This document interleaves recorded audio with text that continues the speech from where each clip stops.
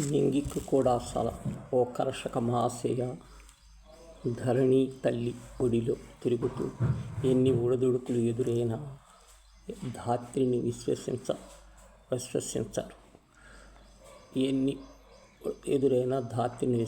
చిరుజల్లులకై ఎదురు చూస్తూ ఆకలి దప్పికలను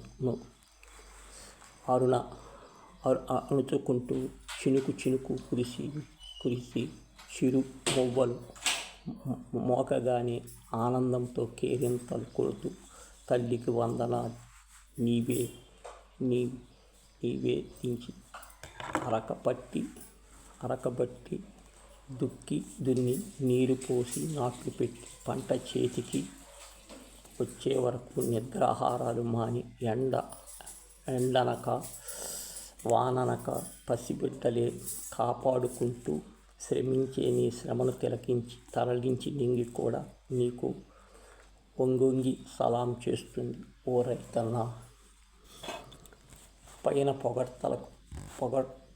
పొగడ్తల మెరుపులు విసిరే లోన చెడును తలుస్తూ వెన్నంటే ఉంటూ సుగుణ ముసుగులు ధరించి వంచే మాయా అనురాగాలు ఒలికిస్తూ ఓ మహా జీవన నాటక దృశ్యాన్ని తలపించేలా వర్తించే మహాజనుల మెండయ్యారు ఈ లోకాన్ని. ఇలాంటి సమాజాన్ని భావి తరాలకు ఆదర్శంగా తీసుకొని ఎలా చెప్పగలము?